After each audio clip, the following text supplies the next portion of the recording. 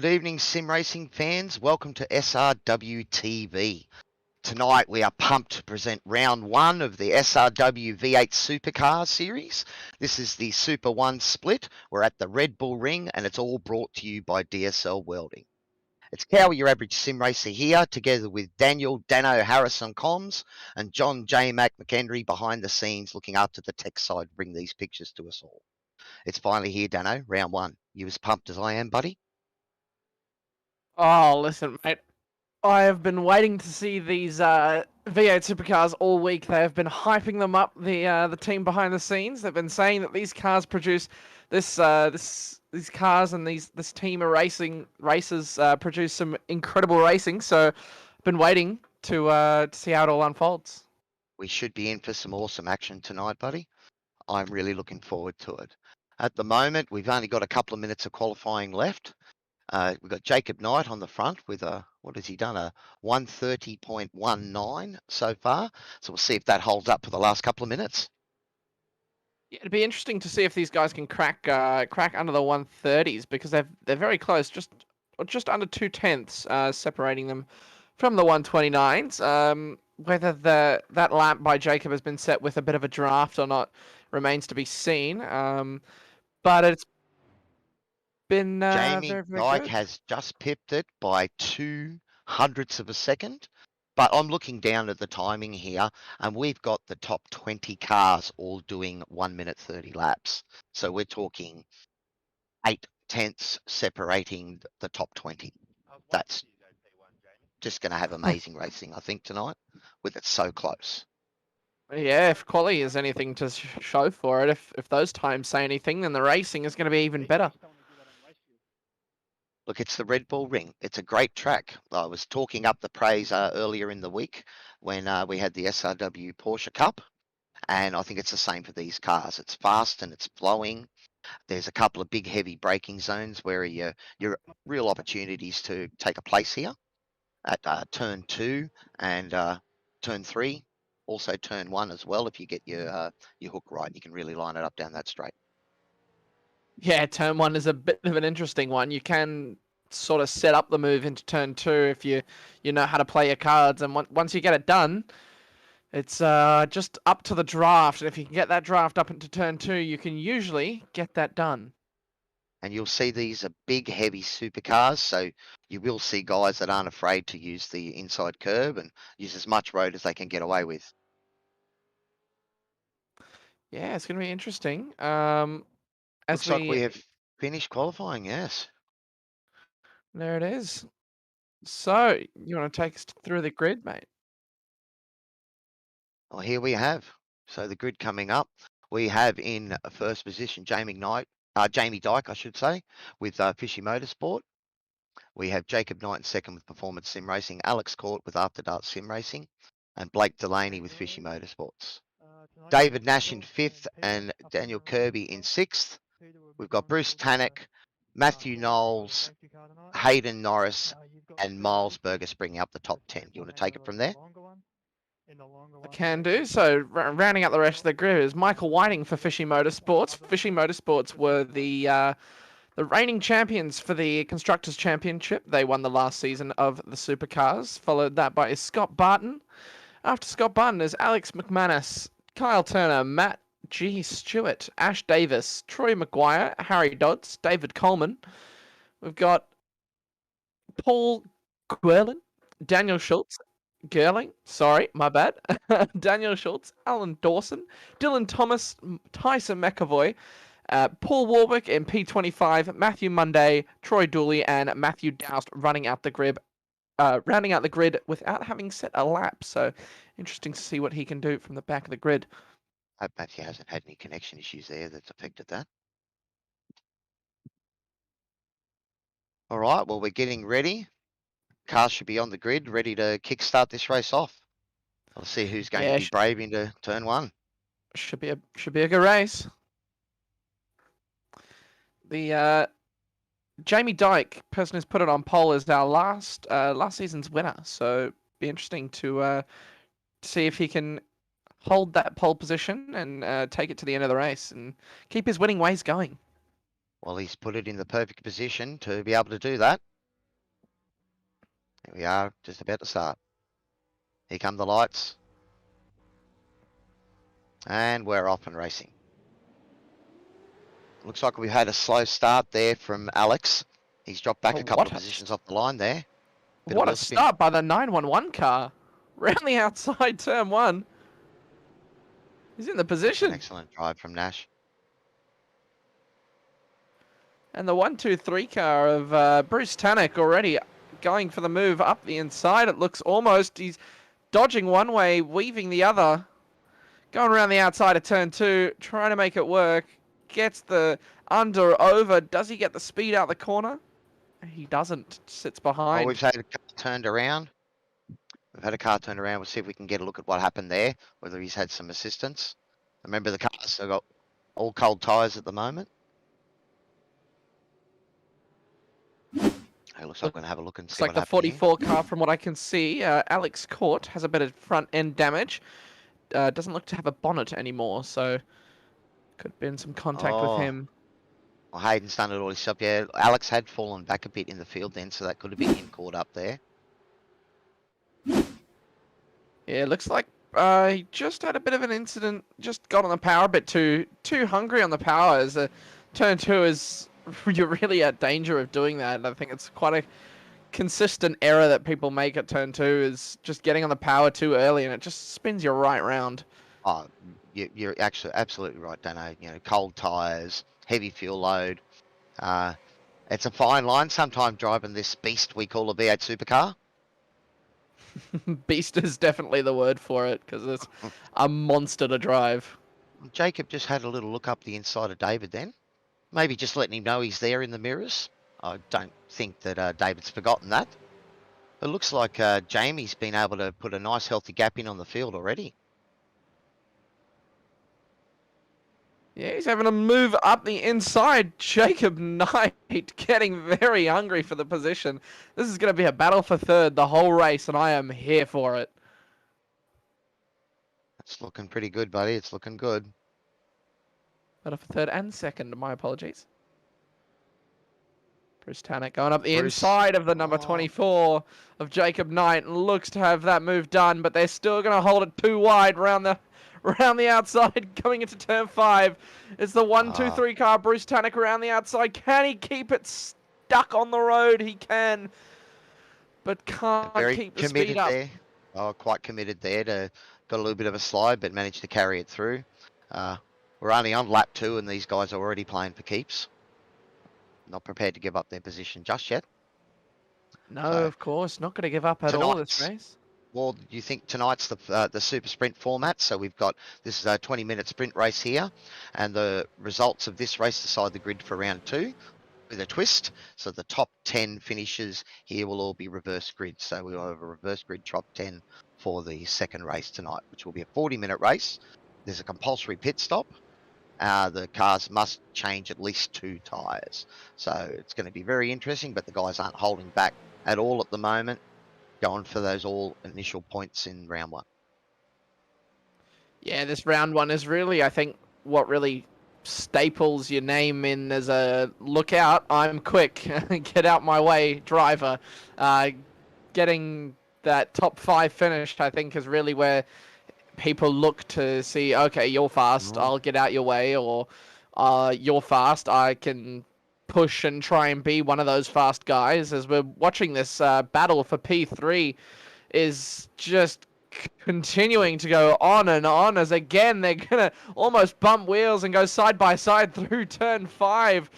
It's incredible to watch, and we are being treated to an absolute spectacle of some brilliant driving. Thank you to Jacob Knight and Bruce Tannock. And Blake Delaney is looking to get involved there as well, the number 8 car just behind him. Bruce might have compromised his run there. He tried to get on the power a bit early. Jacob's trying to make a move around the outside. Can he make it stick? Again. Going around the outside there is not a move that someone does lightly. There's a bit of contact from Bruce Tannock. He's just tried to go a bit further out wide to get a better run through the corner, and he's knocked the front end of Jacob Knight. That is very unfortunate. Looks to have recovered quite well and tucks in behind in P6. Jacob's asked race control just to have a look at that. We'll see. It looked like a racing incident. But then again, under the regulations, you've got to leave room on your inside and your outside for the other car. So to quote Fernando Alonso, all the time you have to leave a space. So he definitely didn't leave a space there. We're jumping but back that's to have a look at mid-pack here. So we're looking at 12th at the moment. Got Matthew Burgess. Oh, that's... Looks like Alex Manis has had a bit of an issue, spun in front of this battle. We were watching it. He's fallen right back to 28th, so that's been a costly spin. But these guys, look at this. We've got, what's that? Huge battle. 8 cars in this battle. Amazing. Something like that. I can't fully see the standings, but there's a bunch of them within a good second of each other. This is going to be an incredible race. We've got Scott Barchin at the lead of this pack. He looks like he's trying to sort of get a bit of a gap there. But we're talking a couple of tenths between each of these guys here. This is some great racing.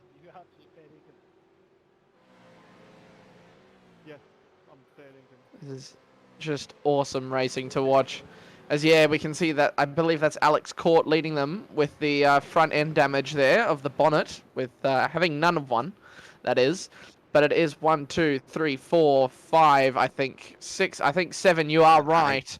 7, maybe 8 cars within this battle as Alex Court trying to catch the number 25 of Michael Whiting just ahead of him. That draft is coming very crucial as Scott Barton pulls to the outside, and so does Miles Burgess, I believe, going around the outside of Alex Court. And does he get the move done? He does. Lovely, lovely draft racing there. I'd say that Alex is suffering a little bit with that missing bonnet. He'll be down a few horsepower, so at the end of the big straights, he's having to drive really defensively. Yeah, as you can see, I think there's a bit of front end damage on the right right end of his front bumper as well, which could be causing him a bit of downforce issues. As the number 4 car of Matt Stewart trying to get around him as well, trying to keep in the pack in front of him, as they've paired off. We've got away to a nice start of this race, and all the little battles are coming into place. Well, this is going to be the great thing about this season. We're going to get to know these guys, know the battles, and get to explore those rivalries on the track. Well, yeah, if we've looked at Alex Court from Thursday night, was it, when he was in the Porsche Cup? It looks like he's got the pace, but maybe just a bit inexperienced with the pack racing, because he did seem to have a couple of issues as well on Thursday with a bit of damage and a bit of incidents. And that was something that I had to learn as a driver, is knowing where to make your passes, where to make your moves, how to be patient, and all those type of things. Even though I was fast, there's so much more to driving than being fast. You can already see how much these guys are playing for keeps. There was about 3 or 4 cars that most likely got an off track there for riding right over that curb, but they're all trying to find every ounce of speed that they can to come up to that turn 2 and make a move up the inside. Yeah, I think they're really trying to make any type of move. Just a 20-minute race, and we're already halfway through it, Cowie. It's gone by that quickly. We've got about 11.5 minutes to go of this race, and yes, already jam-packed full of action. We're back with, this is Harry Dodds at the moment. I don't know if Harry's copped a bit of damage himself, but again, it's sort of one of these places that you end up in a big train racing around here at the Red Bull Ring, and it only takes the slightest mistake to give your opponent that opening. And given it's a place that you can also run side by side, coming into several of the braking areas, makes for some great, exciting racing.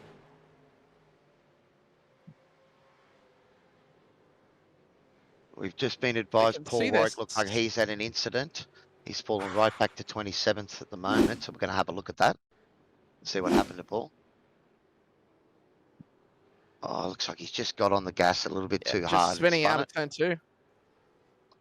He's done the right thing. Just turn 2 every time. It's always turn 2 and getting too hungry on the throttle. These supercars, just absolutely.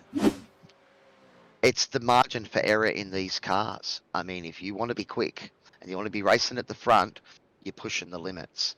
And like the Porsche V8 Supercars, we don't have any assists, no traction control, no anti-lock brakes. It's all driver skill. And then you're also talking about a big, massive frame that rolls left to right into the corners. You really try to use that weight transference to help the car, to get the car to turn in or to get the car to slide out on you. Yeah, it's one of the cars that I've got a couple of mates that drive on the iRacing service, but I tend to stay away from it. I just have too much of a lead foot to drive these cars, so I tend to stick to my GT3s and my open wheels and my LMP2s. So you don't know what you're missing out on, Dano. You don't know what you're missing out on. oh, I know exactly what I'm missing, but it's one of those things where I just can't really bring myself to lose the I rating because I like my I rating. It's precious to me. Just see a comment in the on the broadcast, and they may just make sure they're getting some sound there, buddy. So I was asking about car sounds on the stream.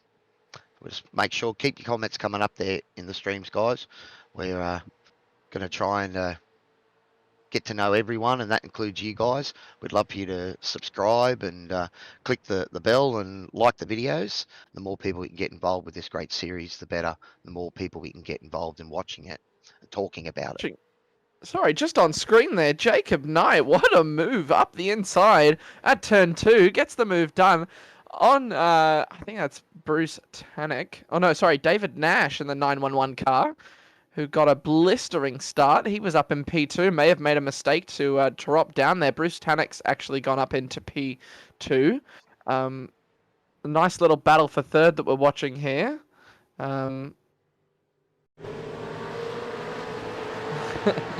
David is still trying, pushing hard here. And you can just see the train building up behind him. And yeah, he may have had a bit of a spin and burned off those tyres a bit, so might be a bit slow, but Jacob's going to try and hunt down Bruce here, and they're going to have a good little battle, I reckon.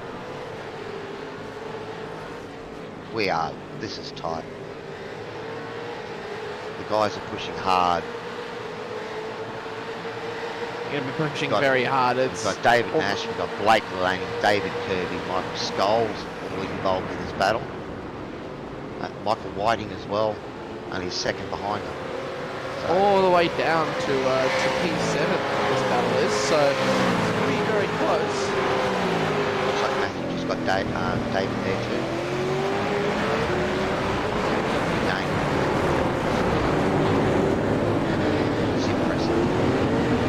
I love the V8 Supercars. These are the cars that I drive in iRacing myself, but I'm not on this level. We've got a great setup to play in sim racing world, and to get everyone involved. We also have a Super 2 series that is running at the same time with these guys, so that's for our development series. I'm sure that if I was racing, I'd be smack right in with that. I'm sure I would be too, to be honest. But you've got to look at it. There's guys that are right on the cusp. I mean, a track like this, you know, we're talking a second between the top 20. We're probably talking less than 2 seconds between the entire field. That's all the So even the guys that win the Super 2... Brad, can you please review that decision? I did lose more than 3 positions. Yeah, the development series, I think, is more just developing the younger guys and the guys who don't race as much during the week, I think, and getting them more ready for hard racing rather than fast racing. I think getting more knowledge of race etiquette and all that kind of stuff is a lot more, I think, valuable than just raw pace. Raw pace is... involved in sim races, we can't feel love it. That's what we love talking about. That's what we don't do. So if we get these people involved, sim racing, driver training program for the drivers in the Super 2 series as well. So the idea being that the guys in the 200, that's good stuff, which is a lot of spots in the main game.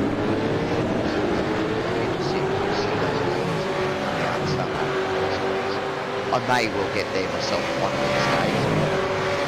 Just trying to keep getting further and further away from it. Yeah, I don't know if I could actually do a 2:35, to be honest, in a supercar around here, let alone a 2:30. There's absolutely blistering times. and to do it consistently like Jamie Dyke has been doing. 5.5 seconds now in the lead. It's just insane to watch. It's lovely to commentate on, to have the pleasure of commentating on. Unfortunately, he's not getting a lot of airtime because he's running away from out front. But he should have to deal with starting P10 in the reverse green to race 2 if things do remain as they are. Well, I don't think he'll have any problem with it, the way that he's driving at the moment. Alex Cord is doing pretty good here to maintain his position with that damage. 11th at the moment. And it's a lovely shiny livery. It'd be a nice livery for racing horses if there I saw on the side of the car. We can also see that on the bottom, but he's defied this race so far. There's a lovely livery. Beautiful cause that as well. See the two cars in front of Alex going side by side. He's able to catch up through turn 2. And Stewart there. Great battle. Yes. Scott Barton and Scott Barton and Miles Burgess, you're right. Just in front there. Having a nice little battle. Well, I believe that is for P10. So this is for P1 in a way. Let's get the action there. As well, so Harry's made his way back up to 14th. So early on in the race, so I don't know if he ran into a bit of trouble or not, but he pulled him back to 16th and 17th, so that's a good recovery now. I believe Harry did spin at turn 2, got on the car a bit hungry, so that may have been the issue.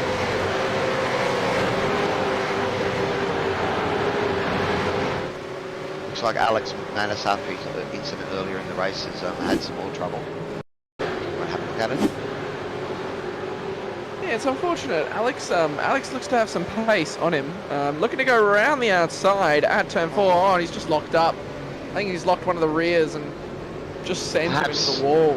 Yeah, perhaps trying to brake a bit too hard on that green Astro turf there. It does have different, problems to the rest of the racetrack, so like that back left just step out on it.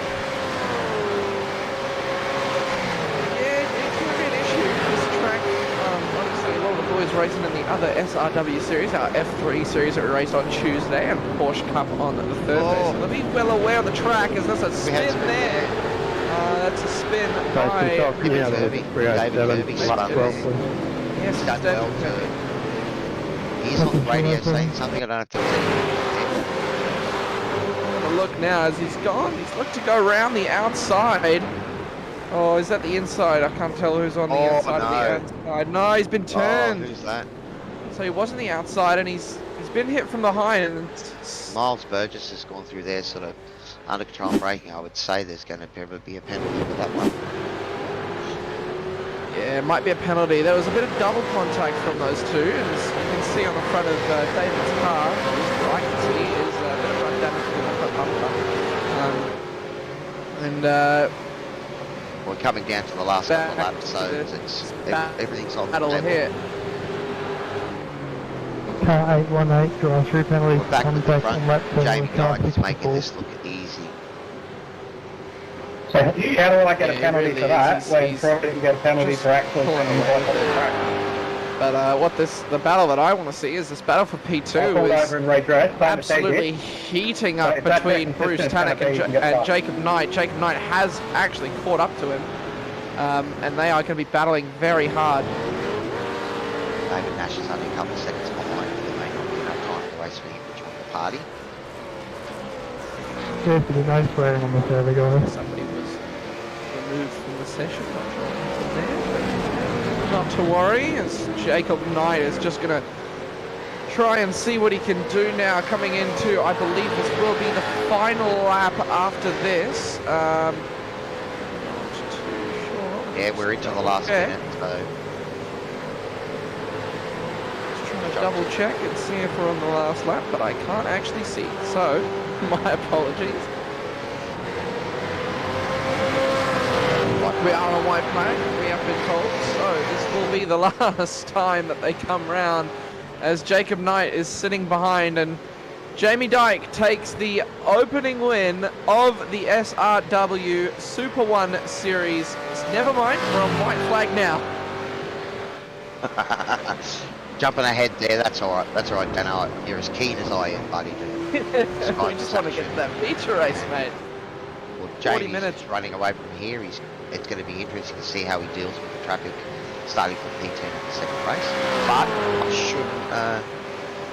shouldn't count my chickens because he hasn't won it yet. Back with It's the battle. Jacob Knight. Go have a look. Sits behind him. Goes a bit deep. Gonna want to get the better exit, as it does look like Bruce Tannock has actually got the worse off exit. Had a bit of a wobble on the exit of turn 2, and Jacob Knight pulls away into second with a much better exit. Braking now into turn 4. He holds a good line through the corner, and looks like he's got that move done. We've seen the cars go side by side through the section multiple times. Don't know, so it's not over yet. Yeah, it's not over, but I don't think that from that distance you can lunge up the inside and not be taken to the steward. So it looks like that we might have a P2 from Jacob Knight, but as you have just said, we have seen them go too wide into both. I think it was both of these two actually that went too wide into turn 8 and 9, and Jacob Knight coming out worse off. Coming across the line to take victory in round 1 of the SRW V8 Supercars Series Super 1. Yeah, right behind him, Jacob Knight taking that P2. It's a lovely drive from the both of them, and a good battle to the end. Bruce Tannock rounding out the top 3. Our podium considers for race 1. Yeah, Jamie Dyke, Jacob Knight, and Bruce Tannock. Well done, guys. So, great race, fellas. those two on the front two, bit of a rhyming name duo, but a good 1-2 nonetheless. Nice one, Jamie. We've got another race coming, Dano, because it was all action-packed fast, and before we knew the race was over. Yeah, there was so much going on, I could barely focus on it all. Sorry, Dudley. It's just very action-packed with so many drivers on track, almost 30 drivers. Anyway. Very hard to... Might have tagged someone there, and it looks like he redressed before the finish line there. Great race, boys. Over to the side there. I believe he gave the position back as well, which was nice of him to do.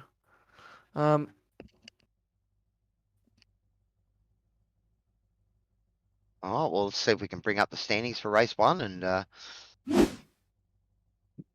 have a look at how everything's portrayed out.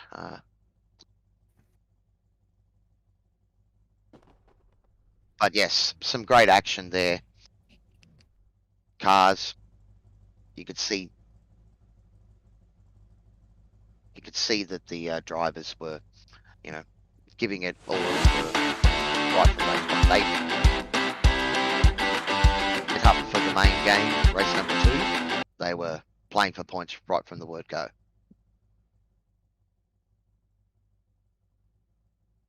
We're just trying to bring up that final standings for you guys. Apologise for any issues, but maybe it gives us a chance to take a breath, Dano.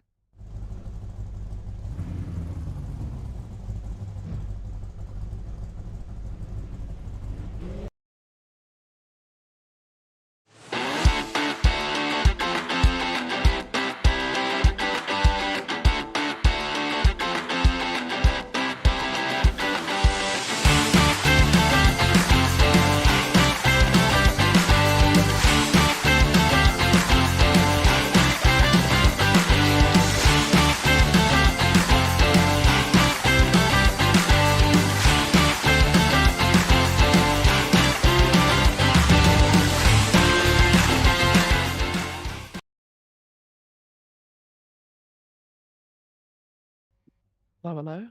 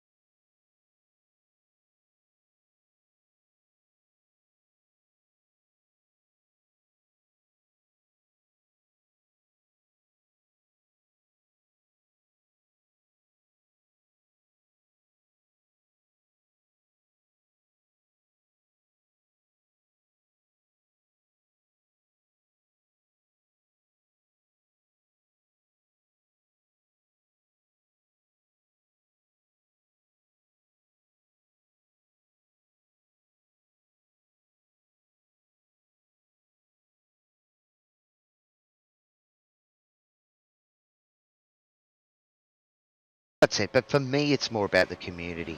You know, I've been on iRacing almost a couple of years now myself, and the friends that I've met through it, and the races and the people that I've got to race with or watch has just been amazing. Yeah, I mean, my team that I race with, we do the special events and all that kind of stuff, and all the weekend endurance races. I mean, they're all situated in majority in Europe, I believe, and a couple in the UK and Central Europe. And I might actually have the opportunity of meeting them towards the end of the year, looking at having a New Year's party over in Netherlands. So if this virus stuff clears up, then we'll be able to head over and have a bit of fun with them. I mean, look, that's the whole thing about online gaming. You know, you get to play and meet and talk with people that you probably otherwise wouldn't have had a chance to chat with. Yeah, Oh, it I looks like love it. we've It's great. finished the warm up there, starting to get ready for the cars to grid up for the main game.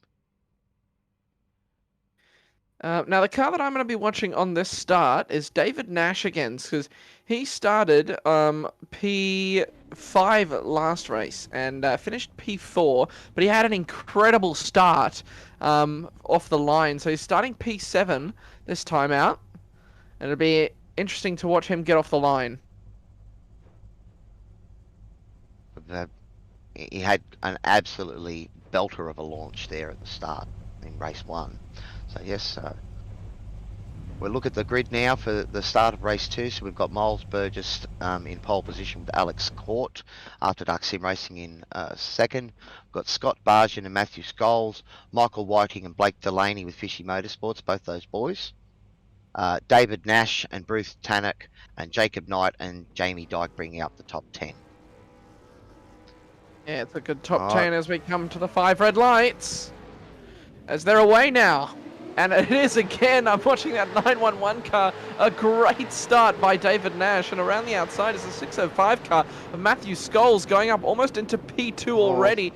The 927 of Scott Barton has gotten away well as well. Alex Court not getting the best start, but that number 24 of Jacob Knight already on his tail. Harry Dodd's a big mover there. I think he's moved up 3 positions there on the start. That's great from Harry. Yes, they go too wide majority of the time on this opening lap, of course, through turn 2, and that's a lovely move around the outside by Harry Dodds. Gets up into P7. It's Ray Racing. Looks like we're watching Troy McGuire now. A bit of contact. I'm going to have a look at, see what happened to Tyson. Tyson McAvoy, the number 37. And him going up the inside. Where is he? Oh, he's locked up a little bit. I don't know. He didn't have a lot of room there. The car sort of turned in front of him. Looks like a couple of cars got turned in front of him as well. There might be a bit more to that action at turn 2 there. To be fair, he has just gone straight into the car that has spun in front of him instead of avoiding it. So it looked like to me there was a car in front that sort of had moved down to the right and ended up in front of him. But we'll leave that to race control to discuss what's happened there. We'll have to go back to the action, looking at the front here. Scott Barton. Scott Barton pushing again, yes. He's had a great start.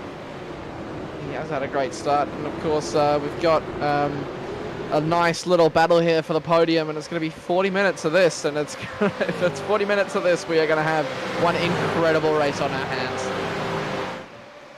These boys are not leaving anything on the table, and it's lap 2. As they're too wide, 4 rows back there into turn 2. It's incredible. They're all keeping it clean. Scott Barton seems to have dropped behind Matthew Scholes now. Miles Burgess has made a nice little jump there. He's jumped the field by a couple of seconds. So early on, that's a good performance, good start. Sorry, my apologies. I was just watching Scott Barton have a look up the inside, now around the outside of Matthew Scholes, trying to get that move done and attack the leader, get away from our race winner of Jamie Dyke. But Jamie Dyke is still sitting down in P10. He's not been able to get away from anyone or make any moves. May have just gotten unlucky. It looks like the car is... Say's been playing the long game, probably. There's a fair bit happening back there in the field. Car off behind. It looks to go on into the gravel. Might have been as well a bit early on the power. As, yeah, I believe Jamie Dyke's just sitting there and waiting. Oh, just put a rear right tyre on the sand there, and that's all it takes around this place. And you can see that the guys are just driving such a fine line. You're trying to carry as much speed as you can through that chicane, get on the power, and hopefully get on early enough without it stepping out. That's the fine lines we're talking about. Yeah, it is a very fine line. I hope you guys are enjoying the stream. Let us know if, hopefully we fixed the couple of little technical issues we had there early on. But let us know if there's anything going wrong. Otherwise, we're going to keep talking about this action and absolutely enjoy it. Looking from the chopper cam here, mid-packs, Alex Davis running back in 12th. Ash Davis, I believe that is. Ash Davis, I apologise, you're right. We will get these names right eventually, buddy. It's going to take a bit of learning, a couple of weeks, and I'm sure we'll have it, but their striving is absolutely incredible. To Daniel Schutz, he's moved back down the order and he's asked race control to have a look at something. So we might see if we can see what's happened there. Right, we've got the DSL action replay. Haha, we both thought the same thing at the right time, buddy. We're getting the hang of this. Oh, he's been tagged in the rear. Who's that that's tagged him? Troy Maguire, it looks like he's got him in the back there.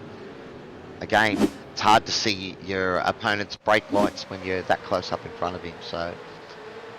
It's you gotta be careful. It's a bit of an art form to carry carry close to the car in front. You've got to bring very the brake much markers so. forward a bit. Very, very much so. I usually, when I'm driving, I usually brake before I see the lights from the other car, or I like to try and at least do that, because if you brake after you see their lights, you're most likely going to end up in the back of them, so that was Jacob Knight making a move back there. Looks like going around the outside of Scott Bargen there, is it? I believe it was. We're watching now Jacob Knight in the 24 car. He's put it in a bloody good drive to get it back up into P3, chasing down Matthew Skulls. He's going to be wanting that P2 again. It looks like Alex Court is under a bit of pressure back there from Bruce and Scott. Bruce and Scott swapping positions around the corner here as I'm looking at the live telemetry. But it looks like Scott's got the inside run here, and Scott has got the inside, but that outside line is very, very quick. Bruce Tannock getting ahead, and a bit of contact, a bit of shoving. They're going to go 2 wide, almost 3 wide into turn 8. They managed to keep it clean. Bruce Tannock going wide. Oh, and they spun. There's a bit of contact. Does he hold it? He holds it. Sorry, it's Scott Barton, not Bruce Tannock, and he's held it. What a nice drift, but there was definitely contact there. I don't know if it was avoidable or not, and they'll be taking that one to race control.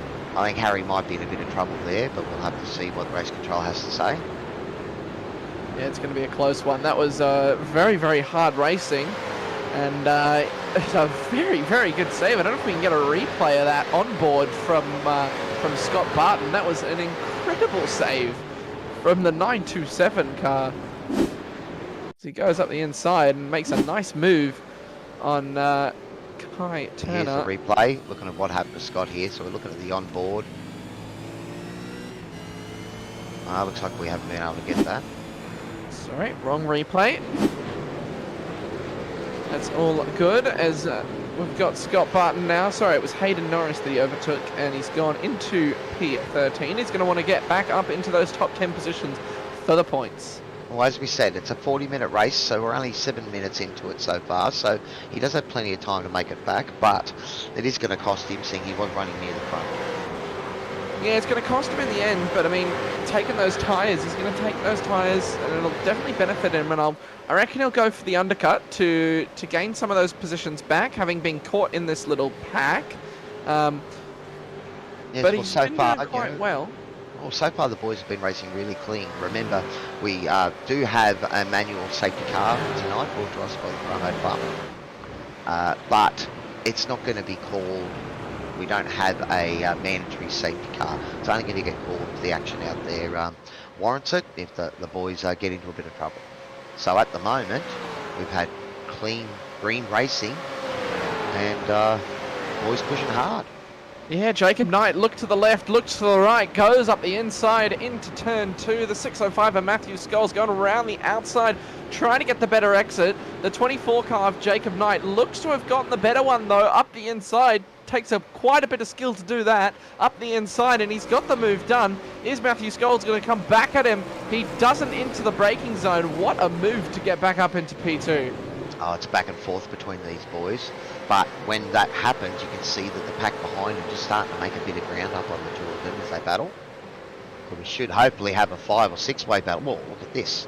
We're talking 10-way battle if it gets a bit congested, but the boys are just running super smooth. Little lock up there. But we've got our first car in the pit stand, Schultz. Yeah, I don't know if that's a bit early. It's 10 minutes into this race, thereabouts. Maybe a bit early for pit stops. I reckon probably 15 minutes is where you want to start going in. Of course, we've got a 40-minute race, or 27 laps. So problem is it's going to put him right out in the clutches of being a lap down and maybe come out in the middle of the field. It's always a hard thing to judge. Because the last thing you want to do is come out and start getting blue flags and have to let people through, because it pretty much has ruined your race. Yeah, I'm wondering, sorry, I'm just looking at the timing. David Nash has dropped down to P8. He started P7, got a very, very good start. I wonder what's happened to him. He's been overtaken by Jamie Dyke now. But a bit interesting to see what's gone on there, because he had a very, very good start in the 911 car for Mag and... I can't read it, I'm really sorry. Mag and Turbo Motorsport, my apologies. Part of the riot, SimSport, we've been told. Boys pushing hard, he's right in the thick of the battle here. Yeah, it's just very, very good, classy racing from the boys. Good race respect and good respect for one another on track. It's not been too many incidents. Well, that's right, our round 1 winner, Jamie Dyke, looks like he's starting to make a move. Just took David then. It looks like he's gotten up into P7, made 3 positions since we last saw him, so he's definitely making some moves up the field. He's just taking his time though, and he's driving, I think, just smart. He's waiting for other people to make mistakes so he can capitalize on them, and I think that's the way that you got to drive when you know you have the pace, but you can't get caught up being impatient. Oh, exactly. And you got to think, the boys were pushing pretty hard in the first few laps. One of the little quirky things about these V8 Supercars is that if you push your tyres too hard too early, they don't last. Oh, it is. There coming out of turn 1. Got a replay for that one. I think that may have been, yeah, it was David Nash, and I don't know who that other car, Blake Delaney going up the inside, and I think, yeah, just an unlucky bit of netcode, I think. Oh, another one got collected. I believe that's Ash Davis that collected him, was it? It was unfortunate for Ash. Come around and really have anywhere to go. Sometimes it's really hard to react when that happens in front of you. Yeah, sometimes there's just not much you can do other than just say, well, that's happened. And sometimes you're given a 50-50 choice. Do you go left or go right? And, in hindsight, that decision. Well, Matt Dowse has spun back and it looks like he's dropped a fair way back there now. Does that put him back in 22nd position now, Matthew?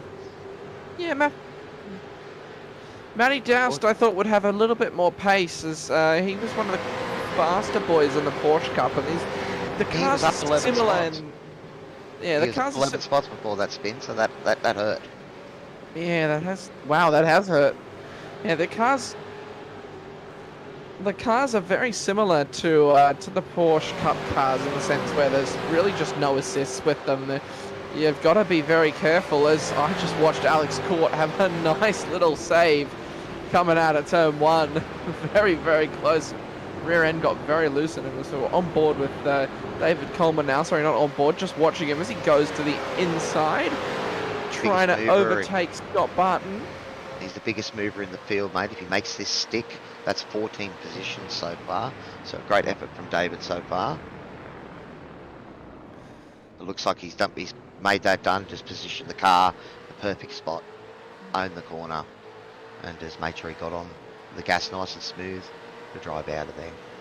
Great work. Yeah, he's made a great move there. Scott Barton has dropped way down.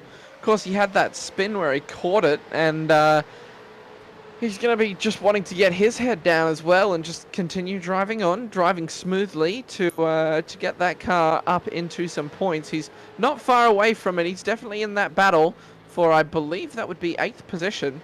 He's definitely within that battle.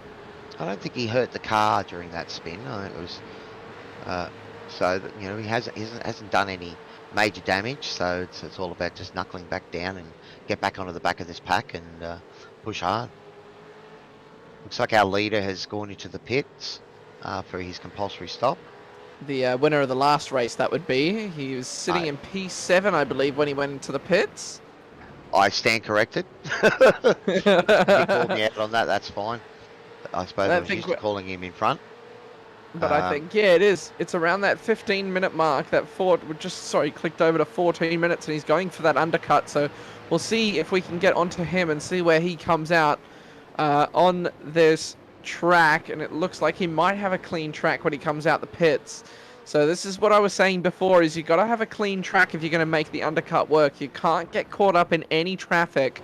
And it looks like he does have a clean track. There is somebody coming through turn 1. And that is the 51 of Matthew Munday. But he's got ahead of him and he's going to be able to push on. He will have taken tyres as well. So he'll be on his way. It looked like a long stop. I wouldn't be surprised if he took all 4 there. Not sure. We're going to go back to the front and look. We've got Miles Burgess. Looks like the gap has come down a little bit. Jacob Knight has been chasing him down for the last few laps. That gap was out at about 3.5 seconds. It's now almost within 1 second. Yeah, Jacob Knight's definitely got the pace, and he responds to Jamie Dyke going into the pits by diving down the pits himself. And I'll be watching him just to see what he takes in terms of tyres. Comes into the pits very hot. There's a lot of people following him behind. There's Harry Dodds, Bruce Tannock as well coming into the pits behind him. And I'll just be watching to see if he takes all 4. Of course, can't tell. It's a very, very long stop. We'll see who comes out ahead. Of course, their cars might be refueling as well. These cars going on between David Coleman and Alan Dawson here. Pushing hard, boys. Looks like maybe the couple of cars in front of them that have pitted, so now they've got some clear space to see what they can do with it. Yeah, the pit stops really seem to muddle everything up, but once they clear up, we know who the winners and losers are after the pit stops, and I think Jamie Dyke is going to be one of those winners because he has just got so much clean air behind him. But he's just got so much pace that he's actually caught up to Troy Dooley ahead of him. And it'll be interesting to see if Troy actually fights for that position or if he just lets him go and said, you run your race, I'll run mine. But yeah, these cars have been fuel capped at 60%. So these V8's holding 110 litres when they are not fuel capped. So 66 litres is the maximum that these cars will have been allowed. So will be interesting to see if they will have had to take fuel or they've just fueled them all up to finish the 40-minute race. For a 40-minute race, they probably would have had to at least do a splash and dash, probably about 10 or 15 litres. So I'm not sure of the fuel burn of these cars around here. Okay, there you go, 3.2 to 3.3 litres a lap. So, I mean, we're looking at 1 minute 30 something laps. So, you know, for a 40-minute race, we're probably looking at 28 to 30 lap race. So, based on that, if you're fuel capped, you know, need to put something at least. Again, some of the drivers that were further back might have been able to save some fuel too and take less. Yeah, watching Jamie Dyke going up the inside, and he has made that move quite nicely and quite easily on Troy Dooley as the number 44. That's Alex Court in front of him, so he's now caught up to some of the fast boys. And I don't know if we can see who has pit and who hasn't. And we'll see if this undercut has worked in his favour or it hasn't. It was a good move, I think. I think it was a good strategy choice to pit early because don't really want to get caught up in the pack as much as you can. You want to be in the clean air. I think he had to. Yeah, I think he had to. And if he worked out that window, that worked great for him. He was at least able to get a couple of nice hot laps in there and put the pressure on his rivals out on track. We've got Tyson McAvoy up in the top 10 at the moment, up 15 positions. I don't think Tyson has pitted yet. Same thing with David Coleman. The timing is saying he's up 21 positions at the moment. I'm sure that's pit stop related. Yeah, it looks like Tyson has quite a bit of front end damage. That obviously missing that bonnet, and that front left bumper is quite dented in. That whole front bumper is just absolutely destroyed. So he's doing quite well to keep the car where it is. Might be down on a bit of power, a bit of downforce as well. So he's doing very well to keep the car on track. I just ask our producer there. They do have one fast repair, so looks like Tyson mustn't be too affected by the speed. He's playing a long game here. If that car was struggling, I would have assumed he would have gone in for the earlier pit stop to get it fixed. And there you go. He's still lapping in the 131.50 for his last lap, and that's his fastest in the race so far. So even though he doesn't have a bonnet, it's maybe just keeping that engine a bit cooler, and it's working for him. Yeah, sometimes it does. Sometimes it just works out where you get the damage and it's just not... It looks worse than it is sometimes, and that's usually where you get a bit lucky and you get off a bit scot-free. I think things do happen like that. Well, sometimes it's a confidence thing, Dano, too. You know, when you can have damage and you're driving well and the car feels like it's still responding to you. You could be, driving poorly and have no damage, and you start overthinking it and wondering why it's not turning in and playing around with roll bars and stuff like that. But again, it could have nothing to do with the damage level on the car. It's funny how racing can get into our heads, and I suppose like any competitive sport, when you get those competitive juices flowing, we all want to do as good as we can, and sometimes you push a bit too hard, sometimes you don't push hard enough. Yeah, sometimes you just overthink what's going on, and you screw yourself up really by thinking that something's wrong when it isn't, because being stuck in the car, you can't see any of the damage outside, so you don't actually know what the extent of your damage is unless somebody communicates it to you. So well, we're looking at the side of Alex Court's car there, and now we can see that bumper with that great livery. We didn't get a look at that bumper in the first race because he lost it pretty early on. Jamie Dyke going around the outside. The onboard camera had a look around the outside. Looks to get a better exit. Yeah, he's going to have a look around the outside again. Coming into turn 4. Gets right alongside. He's right at that corner paddle. They're now side by side coming into turn 4. Does Jamie get the move done around the outside? Looks like Alex Court gets a much better exit. And he'll have to try that again on the next lap. Alex positioned the car in the perfect spot there, just enough that he could turn in, maybe sort of run a little wide and just prevent Jamie from getting any sort of run on him there. Good smart driving. Great defensive driving there. The skill in itself is knowing how to defend and how to do it cleanly is one thing, and I think clean driving is what we've been seeing tonight, and it's lovely to see. Well, it's one of those things that you're told as a, early on as a racer or a sim racer, try not to do too much mirror watching. When you've got a guy of Jamie's caliber coming up behind you, I'm sure he's looking at it more than he was a lap or two ago. But it's also another thing to focus on the job at hand and know that if you put the car in the right positions, you're making it hard for the guy behind you to make that move. And look at that, Miles Burgess has done his pit stop, come out straight in front of these guys. So there we go. That's the undercut working in Jamie's favour as the 1, 2, 3 of who's that? Sorry, well, 1, 2, 3 cars. Yeah, Bruce Tannock is right in this as well. So it's been a lovely undercut by Jamie Dyke to get up into those positions. He's sitting in P6 currently, as these 4 cars are going to be fighting for the victory all the way to the end, as we've just ticked over the halfway point, just 3 minutes after the halfway point. So all the pit stops should have been done by now. I think We've Might got be a Dave couple in Coleman, the Tyson McAvoy and Jacob Knight still yet to pit. Oh, Jacob has. Sorry, I apologise. Jacob has pitted, so he was the effective leader at the moment. So, and by the looks of that, what's he got, a 5-second gap on Miles? So he's made a massive gain during the pit stop section of this race. Yeah, that's that I don't know when he's made that move, but he's made it very well. As we're watching these cars now go down the main straight, and you hear the roar of the V8 supercar engine. Such a great car, one of the best sounding cars in iRacing too. 100%. 100%. I don't think there's many other cars that really compare to it, to be honest. It's just such a roar of an engine, and it's just lovely to listen to. I could go to sleep to it. It's like a lullaby. Yeah, so I might get in trouble if I tried to have a blaring in my room.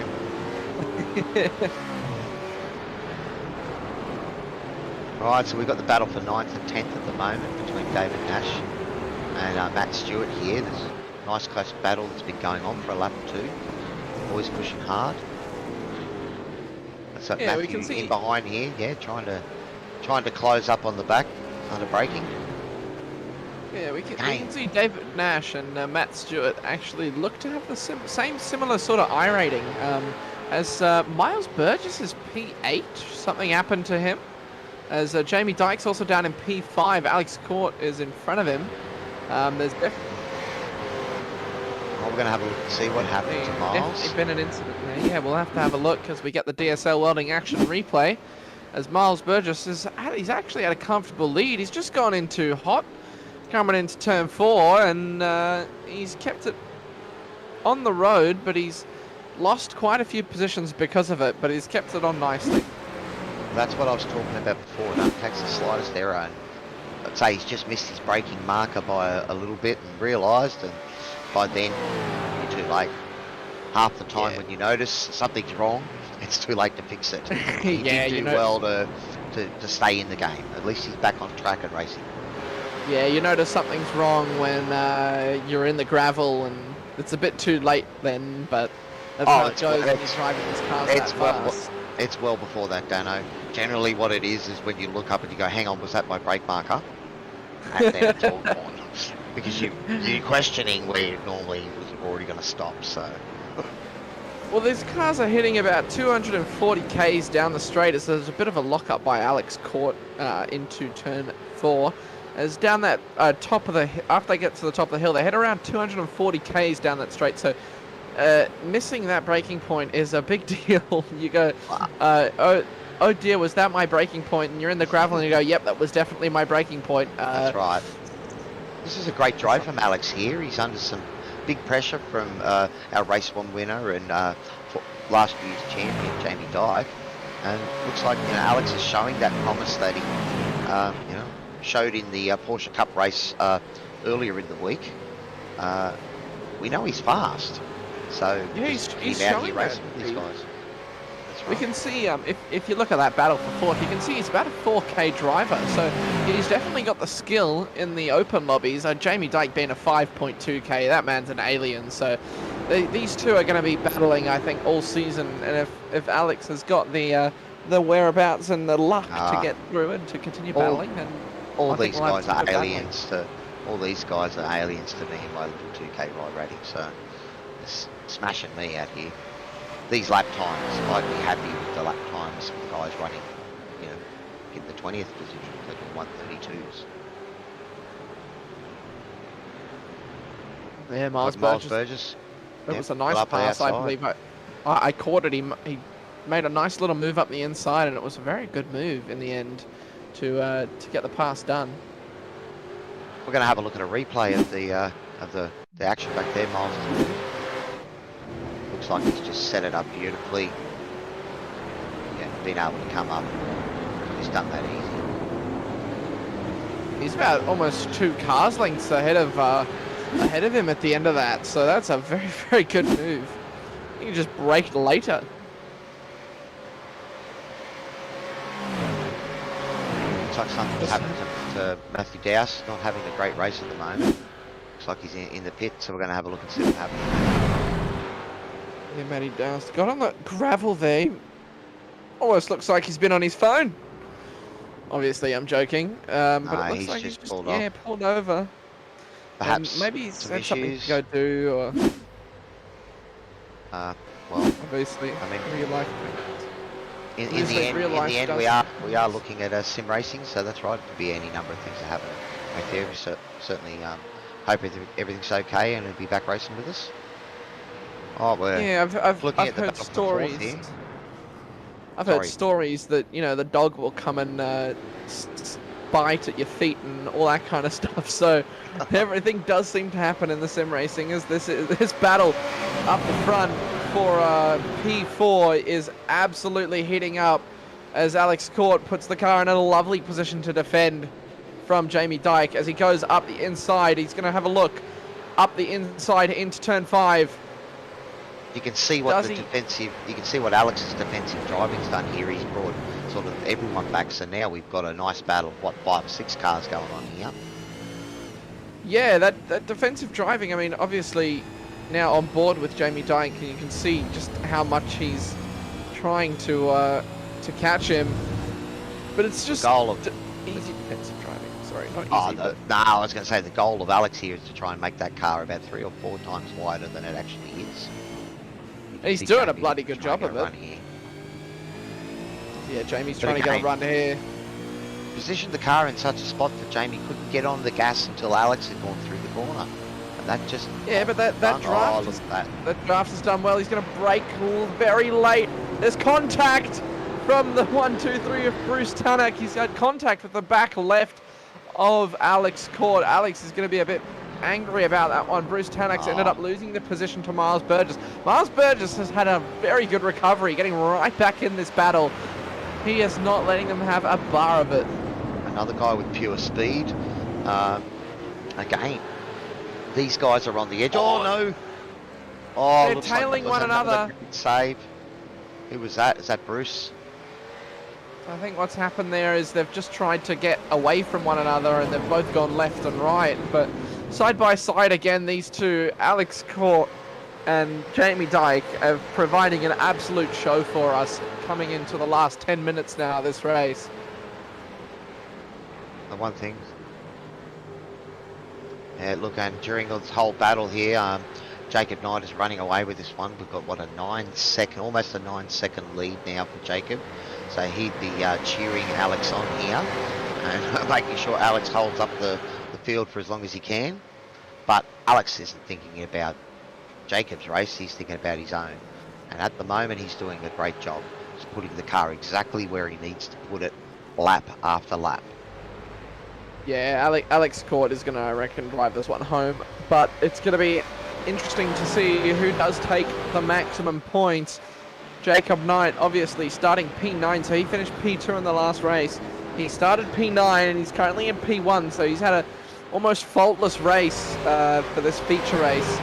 As we're now on board with Blake Delaney going up the inside, and he makes a very good move on Ash Davis. A very, very good move. Oh, there's a big incident. Sorry, there was a big incident. I just heard tires squealing, and it's Miles Burgess who got spun coming into turn 2. That's very unfortunate. He did so much work to get back involved with that, and I think it was just some late braking deep there and just got tagged. I don't know. Yeah, a little bit of net code, I think. No, I don't think it was net code. I think you would all find that it was at Miles and was that Matthew there that just got a little bit loose under brake, and the just that tiny little tap under braking. That's all it took. I don't know if race control will put that down to anything more than a racing incident, but we'll have to see what they've got to say. Well, it's up to the overtaking car to get the move done, and it looked like Bruce did hold his line very straight, so I don't know if anything will come with that. Maybe a bit of angry speech. Well, again, if you you're braking the car right at the limit of the threshold, right at that limit, the RSN starts to step out on you. It could be easy to tag a car, if you're racing side by side. Yeah, exactly right. Well, if you're sliding, it means you've got no control. So, but we'll see what race controllers go. We can go back and have a look at this great battle here. David Coleman, who was leading this race for a little bit. He's now down in P13. That Ash Davis behind him there. Ash Davis and David Kirby are chasing him behind him there. It is. Post-battle, these great pictures brought to us tonight by DSL Welding Services. It's great to have them on board as our major sponsor. Again, if you guys are enjoying the stream, give us a like, click that subscribe button, and that way you'll get to see us every time we run live with our Sim Racing World events. Remember, we've got the V8 Supercars, we've got 2 divisions, Super 1 and Super 2, our development series. We've also got the F3s and the V8 Radicals alternating on a Tuesday night for a 5 race series, I think, for those guys. And we've also on Thursday night got the Porsche GT3 Cup, again with cars that are almost, or I'm a bit biased, so I will say almost as hard to drive as these things, but these things are a different machine completely. I reckon the supercars are harder, to be honest. You've just got that power in the raw power in these 650 horsepower. I think there's that, but I think the Porsche Cup is, you know, once you drive a GT3, you sort of realize how the Porsche Cup will sort of react, whereas the supercar is just something else. There's nothing like it on the iRacing service, and that Porsche Cup car is also, yeah, just the only similarity really is that no assists type thing. Jamie's got a good good sling under here. Alex, Jamie might be able to finally get this done coming up to turn 3. Alex again has got a good run out of that corner. Looks like Jamie's positioning the car. Alex trying to squeeze him there. Close. Alex was trying to squeeze him, but looks like Jamie's got a good run. A little bit of wheel spin on exit there from Alex cost him. Yeah, Bruce going around the outside. Yeah, Jamie, what a good move to defend up the inside. They're getting very close here. Bruce Tanak going up the inside of Alex Court. Doesn't get the move done. Jamie Dyke, what a move to get up into P2. And he's going to want to run away with it. That's some great driving by Alex there as well. He's managed to hold on to that there. You can tell that his tyres are starting to go. These guys are pressuring him mercilessly at the moment. And the car's still straight. He hasn't cracked under the pressure. It took an awesome move from Jamie to get him. Is somebody off in the background? It is Miles Burgess again.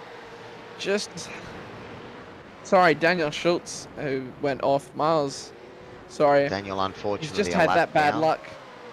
Yeah, Daniel's unfortunately a lap down in lap 20. I think Daniel pitted nice and early in the race, so we don't know if he had issues. Maybe used up his fast repair there fairly early in the race, and he's now come into a bit more trouble. Yeah, it could be a bit of a lock-up there by Jamie Dyke up into turn 2. Might have cost him a little bit of time, but... Yeah, Alex hasn't given up. Has he got a run here? Alex has shown that he's quite strong here into turn 3. Yeah, he has, but he's not going to risk a dive bomb there. There's a big lock-up by Jamie Dyke into turn 4, and Alex Court is going to have to take very much so that opportunity by the neck and take advantage as they're almost making contact through turn 5 here. This is incredibly close racing. All 5 cars involved in this all have the opportunity to get a podium and get that P2 and those all-important points. I'm just getting the picture of Bruce Tanak here as Yosemite Sam with a big steak on a plate in front of him, the knife and fork, slathering at the mouth, just waiting for these guys. You can see that he's had a couple of goes now to try and sneak up the outside or inside of Alex. But Alex is doing great here. Looks like Jamie finally getting past is able to gap this battle, but I'm thinking that with only 3 minutes to go, Jacob Knight 12 seconds in front, it's definitely his race to lose now. Yeah, if we can say one thing about Alex is he's the defender. He knows how to defend that line through the corner, and he knows how to keep those cars behind him, so he knows exactly how to make that car 3 or 4 cars wide into turn 2 and turn 4. So he's doing a very good job. Was that two-way action there between Matthew Scholes and Miles Burgess there up alongside? Looks like Miles was making a bit of a play there. for 5th position, but Matthew's managed to hold him off so far. Yeah, these guys all, as I said before, all have an opportunity. There's now 4, I think. Jamie's sort of pulling away now, but these 4 cars all have the opportunity to, get that podium position, and it's going to be down to the final lap, I think, as we're coming up to it now, almost the last 2 or 3 laps. We've got about a minute and a half to go, so I would not be surprised when the boys go over the line on the white flag, but we may sneak in an extra lap. Yeah, I think maybe Jacob is Nope, it is white flag. It is white flag now. Jacob Knight has taken the white flag. Jamie Dyke and Alex Court behind will also take the white flag. So this is going to be the final lap of the race. Can Alex Court hold on? Can he hold on is the question. Is Jamie going to falter under the pressure? Is Jacob going to falter under the pressure? He's 13.3 seconds ahead. That's how much these guys have been battling behind. But it doesn't look like Jamie has put a foot wrong tonight. And he should come home comfortably. But they're going to push everything. Oh, no! He's taken out Jamie. Matthew Skulls. That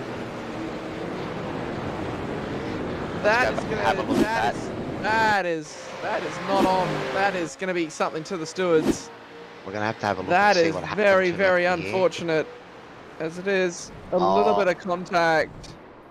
And there's nothing he could do, and I'm going to take blame for the commentator's curse there. So I said that Jamie would be all right, and he certainly wasn't. But it's now up to Alex Court and Bruce Tannock to see who will take this P2 spot. These two are battling like everything is on the line. Jacob Knight coming up to the last corner to go across the start-finish line, 15 seconds in front. Supreme Drive just managed to get clear, and the battling of the guys behind him gave him that window. Bruce trying to make a play at the last corner here. Bit of netcode. He spun Alex, but Alex has managed to save it.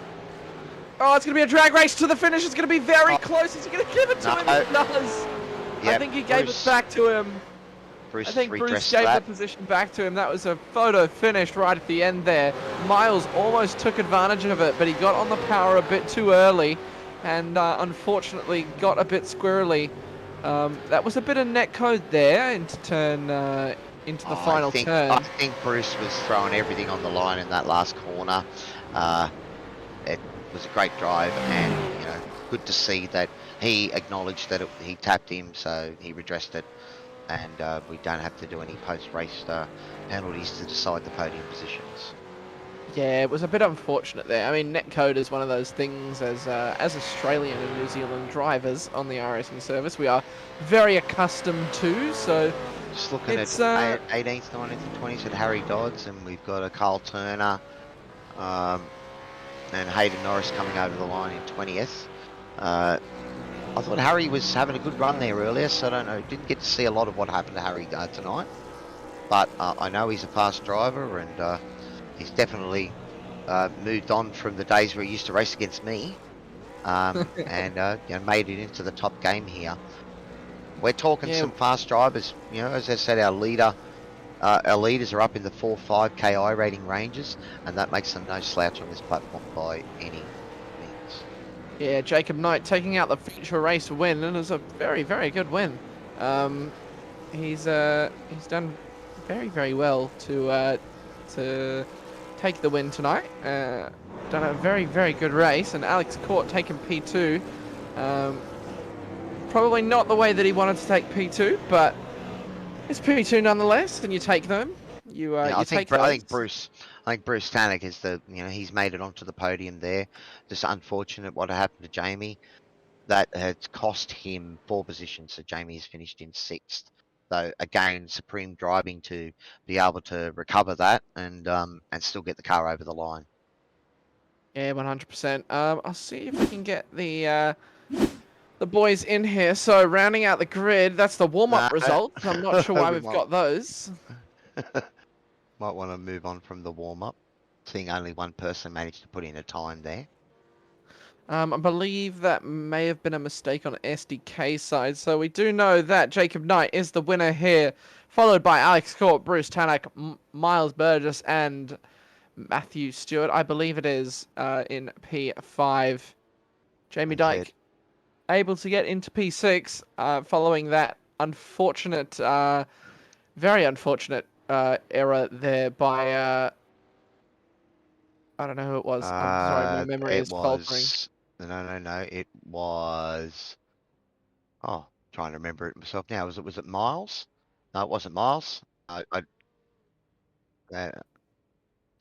we're not going to blame anyone. It's great racing, so we're not going to mention names. We can't remember them.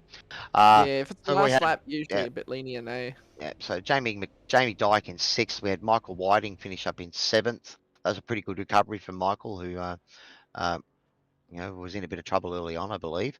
David Nash in 8th, Scott Bargen in 9th, Alan Dawson in 10th. Blake Delaney finished in 11th. Matthew Scholes in 12th, David Coleman, David Kirby, and Tyson McAvoy in 15th.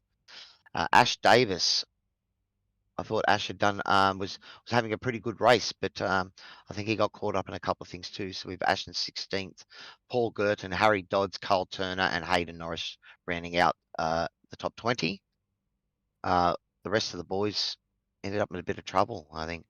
Matthew Monday, Troy Dooley, Daniel Schultz, I know was a lap down. Matthew Dowse had some technical issues or left the sim.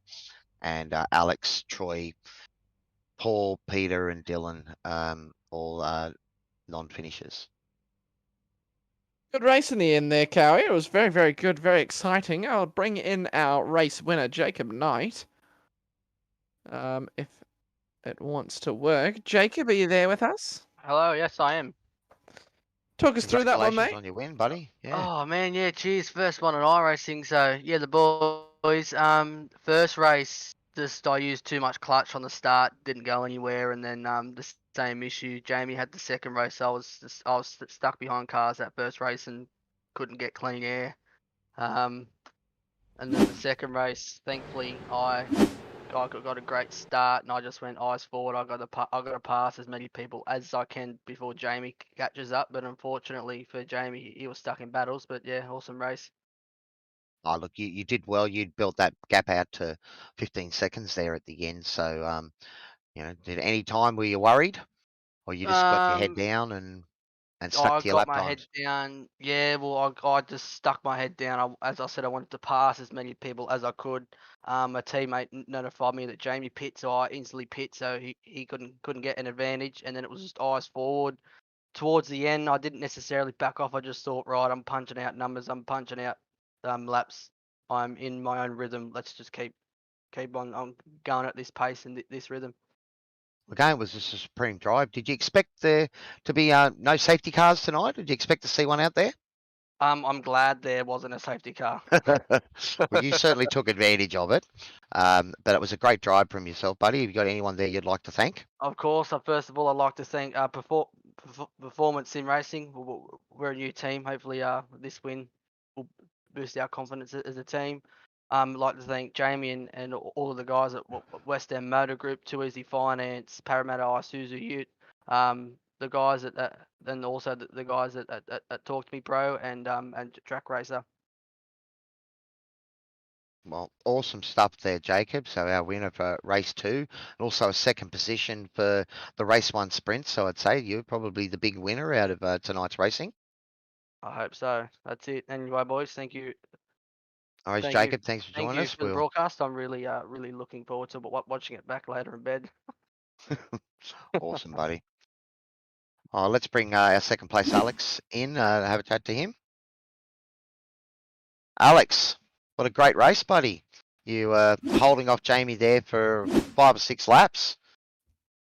Yeah, that was bloody hard work. Massive respect to Jamie. He's a bloody good driver, so yeah, made me battle for it and work extremely hard for it. That's for sure.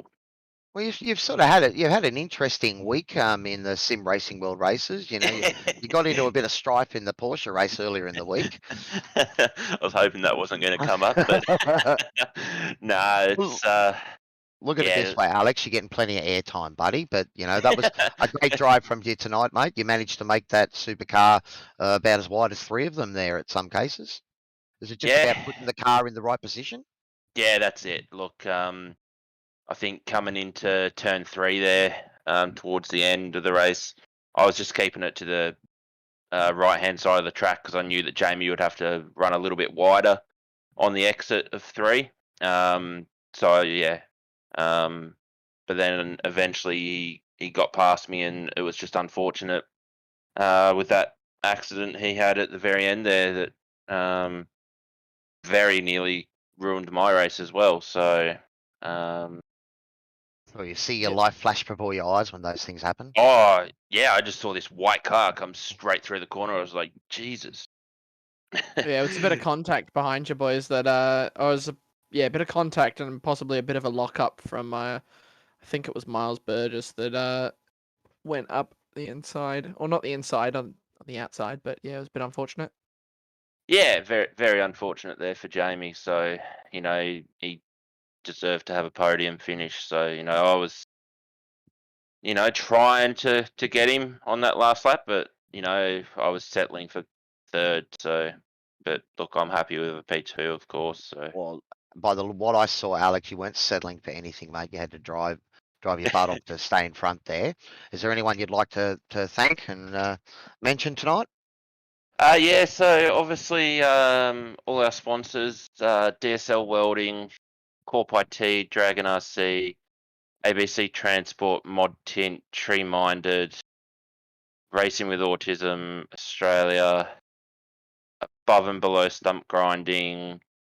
Like to give a shout out to Gary Bradshaw in New Zealand for tuning in, and all the boys at After Dark Sim Racing for all their support. Alex. Awesome, Alex. Well, it's been a pleasure having you here with us. With some great racing tonight, mate. You've one of the guys that have shown us a bit of action, sort of on both ends of the spectrum this week. Yeah. So we can't wait to see more of you out there on the track. Yeah, I had to make sure I kept a clean nose tonight. So. No, well done, buddy. Thanks, boys. All right, let's get Jamie in, who probably should have finished in 2nd place. Unfortunately, I was going to bring Bruce. I was going to bring Bruce in. Bruce, no, you're right. Yeah, Bruce is out. Got Bruce in here, so we get the last podium set in, then we'll get Jamie in, I think. But Bruce, I believe, is with us. Bruce, talk us through that race, mate. First one was pretty straightforward. We kind of stayed in order pretty well. Got a really good start with me and Nash. And race 2, Alex Court was driving a fucking 18-wheeler, just wide as anything, wouldn't let anyone pass. Jamie finally got him at the end. But I tagged him on the last corner, but just readdressed it. So he certainly knows we saw that. Yeah, definitely. We know you didn't want to take the position that way, but you put it all on the line on the last quarter there, mate. So that's what we want to see here at Sim Racing World. So you redressed it before the line. So it's all fair in love and war, I suppose, isn't it, buddy? Indeed, and he did well to catch it. It was a decent little tag. So, but no, I was really pleased with the racing, and the guys. I thought everyone raced really cleanly. Like there was no. Well, I heard a few calls, but up the front there was nothing really ugly. No, not from what we could see at all. There's always going to be a bit of door banging, I think, in the V8s. The nature of these cars, that shift of weight, it's very easy to, the car to roll into you around a corner. Absolutely, yeah, and we all know that the back of these things, as soon as you touch the loud pedal, it gets pretty squirrely pretty quick. So, but you were a couple of times there. We thought you were going to get Alex there. You were waiting in the wings for Jamie to try and open the door for you. Yeah, it would have been. He was really slow out of the hairpin. Like he was covering obviously, but his exit was really poor. But then obviously he was quite strong through the rest of it, and he slowed up into the final turn and got a good run onto the straight each time. So. But no, it's good. It's obviously when you're all within point fractions of seconds in pace, you either have to throw it up the inside and be pretty nasty, but don't want to do that round 1 and cop something back. Well, that's right. You'd call this a hard track to pass on? Well, the 2 big stops, but the problem is, as I said, everyone's within cooey of each other, and even at the hairpin, even if someone goes up your inside and you go wide, you actually get a better run down the straight. So I think you saw Alex and Jamie swap positions 2 or 3 times, And in the first race, you know, there's a bits and pieces like Nash kind of let me through. We had a little bit more pace with the toe. But other than that, yeah, no, I'm stoked with the first round in this series. So good. Well, it's P3, buddy, and you know we're excited with the racing. You know, one of the things that I did love about the Red Bull Ring is that the ability to come out side by side and race for the next corner. Is there anyone you'd like to thank before we let you go tonight, Bruce?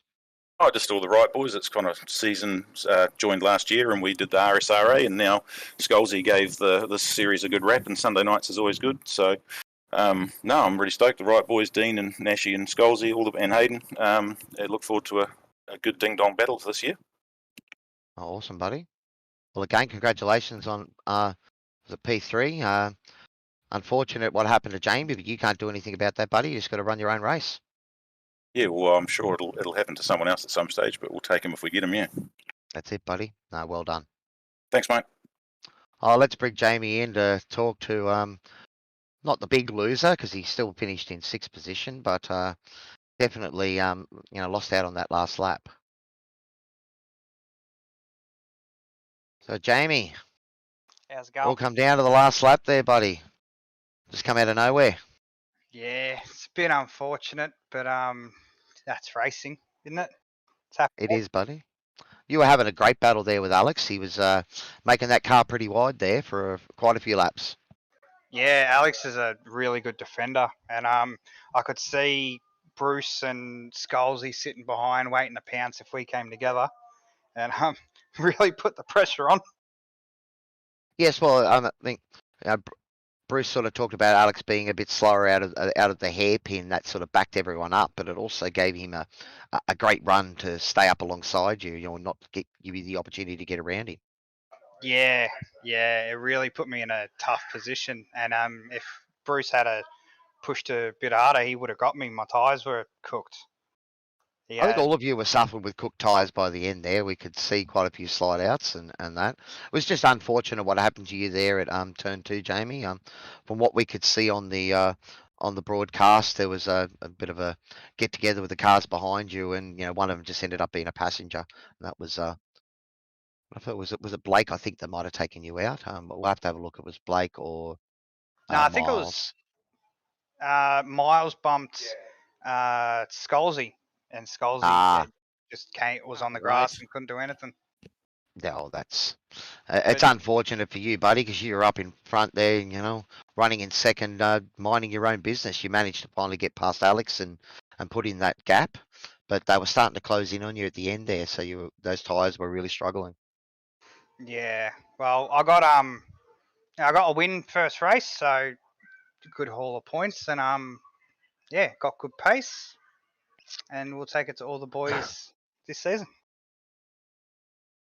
Awesome, buddy. Is there anyone you'd like to thank before we let you go? I actually haven't been really fair to Dano here. I've done all the talking and haven't let him say anything I to you. am happy about it. You've been doing very well. Obviously, I'd like to thank our sponsors, Black Wolf Graphics, Precision Sim Training, Relax Marine and Game Fishing, West End Mazda, Parramatta Isuzu, Parramatta Peugeot Professional, Parramatta Great Wall, and Haval. And all the gents running the series, you boys in the broadcast. Always look forward to a good Sim Racing World Sunday night event, and I'm glad we're back. It's been some great racing this week. We're looking forward to it moving forward, buddy. Do you think there's a target on your back being the champion from last year? Is there anyone you're worried about after round 1? I've been told personally there's a target on my back, and I'm going to be. I need to be aware of everyone in my team. Riot. Pretty much most of the field will come for me. I can guarantee it. Well, we're certainly hoping so from a viewer's perspective, buddy. It's not that we want to see, anything bad happen to you, but, if you're running clearly out front there, we want to really talk up the guys that are going to be chasing you down. And again, when you were chasing today, the action seemed to gravitate to you, buddy. So we thank you for it. Unfortunate what happened to you there at the end, but as you said, it is racing. And them's the breaks, I suppose. Yep, I didn't break any bones like Courtney did at the island, so it's all good. That's right. That's one of the advantages we have of playing at home. but we still love watching the real thing. And look, I've been a part of sim racing for a few years now, but there's nothing fake about the driving of you guys tonight. Nah, it's been pretty good. Awesome. Oh, well, thanks for coming in and having a chat to us, Jamie. We're going to wrap up the broadcast, and hopefully we can get ready for another great race next week. No worries, boys. You take it easy. Have a good one. See you next week. Yes, mate. Do you want to take it out, Dano? Seeing I talked over the top of you there, buddy. Oh, that's not a problem, mate. But yeah, that will wrap it up for the first round of the SRW Round 1 Super 1 division of supercars. Brought to you by DSL Welding and Promo Dept as a safety car sponsor. It's been a lovely first round. It's been action-packed from start to finish. Qualifying was even just closer than we could have predicted. So it's been a lovely first round, and we hope to see you next week. Cowie, it's been a pleasure having you with us. And obviously J-Mac on the producing side of things behind the camera, doing a lovely job as always. That's And we will catch you boys. We will catch you guys on next week. Make sure to like, subscribe to the channel, turn on that bell notification to make sure not to miss on Tuesday. We have the Radicals at Silverstone, I believe. Yeah, I'll be racing in them. Same so time. I'm looking forward to it. Yeah, 8 p.m. Australian Eastern Standard Time, Daylight Saving Standard Time, I believe it is. And yeah, we'll catch you all there. Catch you later, Thanks, guys.